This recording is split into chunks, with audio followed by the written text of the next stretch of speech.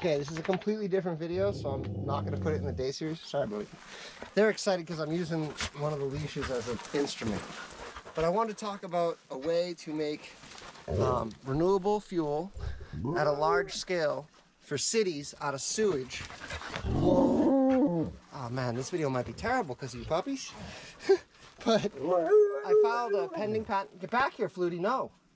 Don't make me tie you up. Come here. I need a better thing. Like my belt. That's what I need. I'm throwing that down. We're using the belt.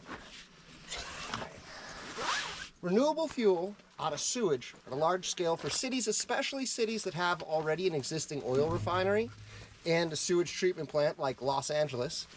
And the benefit of this is it's a cheap way to make... Whoa, quiet puppy. It's a cheap way to make biocrude out of a substance everyone's paying to get rid of, sewage. And it's not going to solve the whole world's oil problem, but it will take a significant dent out of our consumption. It'll also make the land better because we're not dumping sewage in the oceans and stuff like most cities are. I'm not knocking on any cities. I don't want any fights with municipalities. I'm just trying to come up with solutions. And this is like I filed a pending patent. I tried shopping around, but I'm not a professor, so nobody really cared. I got to talk to some people at DARPA and a couple people that had similar companies. They're basically fishing me for ideas, and I was fishing them for ideas. It's hard to take the next step, raise investment. What am I going to do? I don't know. But someone else can use this, and I hope they do. And, you know, it's good for everybody. It's good for the oil companies, too. You know, it's a sustainable, like, Los Angeles can make something like 9,000 barrels a day or some crazy stuff just out of the sewage. Like, it's wild. There's like 3 massive sewage plants that you would redirect. But so when I originally thought of this, I thought of using oil drilling stuff. So oil drilling stuff comes down, and fracking, which is quite controversial. What fracking is it's perpendicular drilling. So it drills sideways like this. You gotta quit crying. It drills sideways like this. And then I think they do an explosive or something, and it cracks the ground. No, they don't do explosives. I think they should use like a liquid 2-part explosive, and then you'd really crack the ground. But they don't crack the ground that much. They just use some kind of hydraulic boom, like shattering thing mechanism. That creates fissures. And what those fissures do is it allows oil to seep out of the rocks. They also have a thing called a downhole heater, which is basically a heater that they drop all the way down. It's an electric heater, and it creates heat, and what that does is it makes the oil softer, easier to suck up. And they'll drill like multiple, like the frack might be like this, and they'll drill multiple holes with those downhill heaters to soften it up. So my idea originally combined those two things. So you're not looking for oil though. You're coming down, you're drilling sideways, you're fracking, and what you're doing is you're creating a cavity that the sewage goes into. And with downhill heaters, you could raise the temperature and the pressure to a level that they also have this I think it's called BOPs. It's like blow off something, and they go on top, the caps of the oil wells, and you can maintain pressure. So you can maintain a pressure in the well that's, you know, the 20 plus atmospheres that you would need to do this in a very efficient, clean manner with very limited leftovers. And those, because of the way it's done, you're left with less than normal processes. And that process has been invented by other people. There's billions of dollars of research going into this, and the best they're doing is like, I think it's like $50 a gallon or something. This is like less than $1. And that's not even including if you can get money for taking the sewage. Like, what do they pay to get rid of sewage? Pay us every gallon, you know, 50 cents a gallon. Hey, now our $1 gallon costs 50 cents. Profit! But I don't even remember how much. It'll create a good amount of oil, but it's not like enough for like the world, you know. We don't poop enough or whatever. Maybe we do. I don't know. The AI's a little rough with working me on the numbers, and it's you know, if I could I want to get one of those new AI computers that's like $1,000, those new laptops, and it's like a Copilot plus PC, and that thing you can train the AI. I can't really train the AI. Well, it won't let me give it data sets and stuff, or it learns it and it stops remembering it, even though it's not supposed to. I think I'm just using too much. I don't know. But I also have a way to use it to find gold that I want to do. But yeah, it's cool. I like the AI. It lets you comprehend like a lot of stuff simultaneously that would otherwise take like months. And it is, you'd lose your mind too doing it. So then I started thinking Elon Musk has got this cool thing, right? I saw, he does the, like the underground boring thing, right? So he could make something like this. And it could be like a cylindrical cavity like that, and that would take a bunch of material.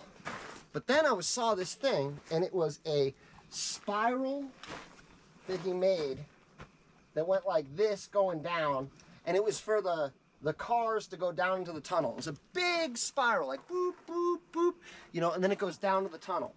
And the cool thing about doing this with the sewage and the biomass is if you have this big spiraling tunnel of biomass and you have heaters at the end of it, you could have a tube that's a return in the middle, and that would be suspended in the middle, and you could have heaters run along it at the bottom, and it could come the whole way up. So the outside, you'd have pressure and coming back in the same container, or you could have the exact same thing keep coming up. But either way, the idea would be the spiraling weight would add a ton of pressure already at the bottom. The more mass, the more weight, the more free pressure. And theoretically, somebody smarter than I could do the math. Hopefully someone at the boring company, like I contacted the boring company, write me back. Trying to figure out cost estimates. I read a bunch of articles. Most I could find was public information, but I want to know factual stuff about like, what's possible, you know? Can I, what are we doing with lining? Can I do high pressures? What are you using for lining? Is it shotcrete, some type of ferrocite material? But yeah. So the spiral thing, a ton of weight in the bottom because all the material stacked above it, pushing down. It's fluid, and the spiral could be big, and it could be a ton of weight. And you could really get away with lowering your operating costs that way. And the cool thing with this is you would reach a continuous flow almost with the amount of sewage coming in and the amount of oil coming out. And it might take maintenance or something like that. Ideally, you build double your capacity in two identical systems next to each other, because there is a potential for it to fill up with a carbon byproduct over time that you would have to get out. But this could be something like, the ideal situation is you do it like you know, some type of excavating equipment and robotics, because they're just 24/7. You could even do some kind of dredging thing, and it could operate while the machine operates, so it is continuous because it's always maintaining the below a certain level. Pinkie Pie, come here, Flutie, get down here. It's not happening. You guys are bad. Yeah, so this isn't really a log cabin building video, but it is cool, and it could help the world. So I'm not going to put it in my playlist, but yeah, in situ biomass. If you want to talk more about it, learn more about it, hit me up on Discord. I do have like a pending patent, but I think I just explained it better than the patent, to be honest with you. Yeah. Have a great day, everybody, and I hope somebody uses it. Hi, so I'm editing the HTL video now, and I was just watching it and I was noticing that I kind of missed some parts. The process of turning biomass into biocrude is called HTL. There's also other processes people have made that will turn into refined petroleum products like gasoline or diesel, or I think some even kerosene. This solves the problem of the bioreactors. The biggest problem with this is bioreactors are tiny because they take a lot of pressure and a lot of heat, and just that's basically like a bomb. If it goes wrong, it goes wrong in a bad way. So to do this, you would need stuff the size of like the Hindenburg, and who wants to park a Hindenburg in their city? Not to mention, what's the real estate cost of that going to be? So by doing it far underground, you completely eliminate the threat of that stuff. When I say far underground, you can be doing this a mile underground. There's all this stuff exists. You can use this for tapped out wells. A lot of this I have originally designed for tapped out wells, and offshore wells you could ship in biomass. Onshore stuff you could even pipe it in.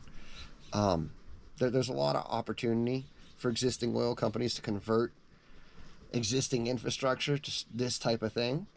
I have another design that I'd like to talk to someone to work on, but it's even fewer people. Like, there's a good amount of people that work on the whole HTL, save the world, green energy thing. There's even a couple of companies in California near me that I've gotten a chance to talk to. They're pretty cool.